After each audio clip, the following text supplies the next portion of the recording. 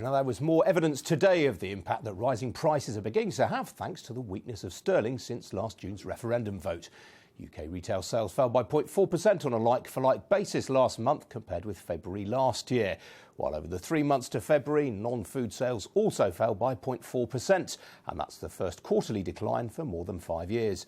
Those figures were compiled for the British Retail Consortium by KPMG, whose head of retail, Paul Martin, joins us. And Tim Rycroft is Corporate Affairs Director at the Food and Drink Association, which today reported rapidly declining confidence among its members due to price rises, and it's calling for help from the Chancellor in tomorrow's budget. Paul, let me start with you. Is this conclusive proof then that consumer confidence is weakening?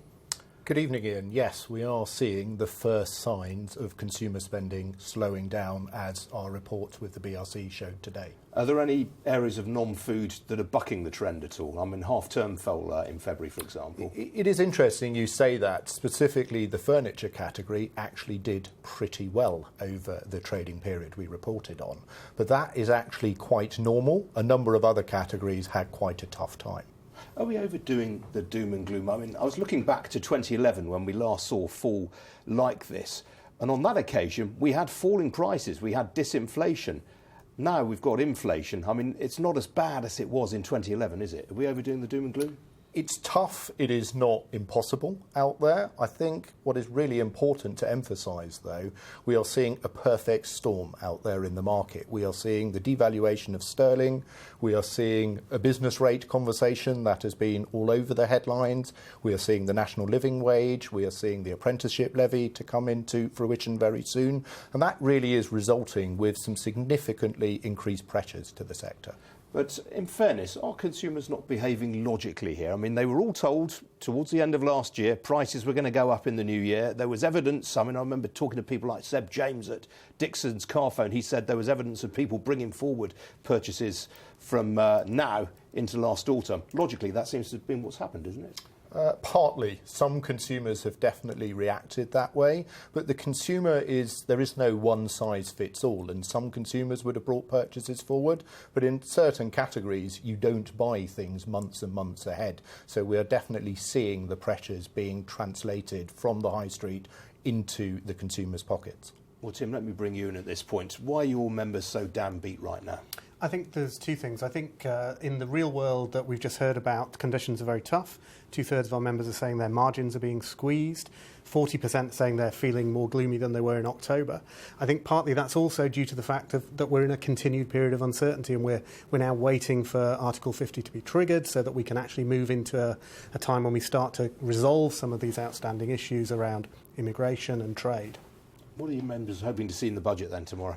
Well, I think there are two really important things that we'd like to see. The first is help for exports. So we had a great year for exports in 2016, £20 billion barrier broken for the first time for food and drink, but still only 1 in 5 food and drink companies export. So we'd love to see support, particularly for small and medium-sized businesses, to help them understand how they can crack export markets. That would make a really big difference. We look across the Irish Sea. The Irish government does this very well, for example. There's also export promotion help in Scotland and Wales. So we'd love to see UK food and drink really get that boost.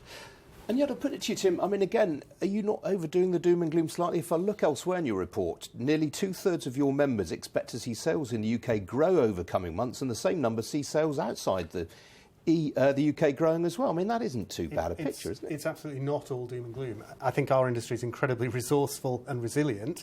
They're looking for opportunities. So where people have imported ingredients, they're now looking for domestic suppliers. That's a whole new opportunity for domestic food producers. If they haven't been exporting much, they're seeing that as an opportunity. They're always looking for new ways to find a way through these difficulties.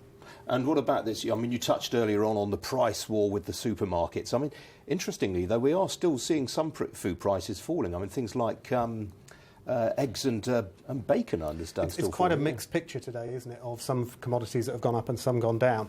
I think we're still expecting, though, over the course of 2017 that food price inflation will become more general. People will have to get used to that. And we've seen today that the market share of the discounters has gone up, and I think that's because consumers are now actually shopping around much more actively than perhaps they used to. So I should make advantage of cheap car and R&A while I can then. Paul, what are your members hoping to see or the retailers hoping to see from the budget tomorrow? And you touched on business rates. Are there other things that you're hoping that the government may weigh back on? I mean, you touched on the levy there. I think there'll be a number of points that the retailers will hope that these will be addressed tomorrow. And obviously the business rate conversation is top of mind. Will there be a strategic answer to that question? Potentially not. There will likely be some tactical conversations, but the industry is undergoing a significant structural change, and that really does need to be addressed by the government going forward. We are seeing a significant increase, again, as our data showed today, of online penetration. More and more sales are actually being generated through digital channels, and that is a channel that is not really being addressed in this conversation at the moment. And so the onward march to online continues unabated then? Not unabated, so that's another important point in the data that we broadcast today. We have seen a slowdown of the growth in online, but it is becoming an ever-increasing channel for UK retail, whilst at the same time we shouldn't forget that nearly 80% of all sales are still generated through stores.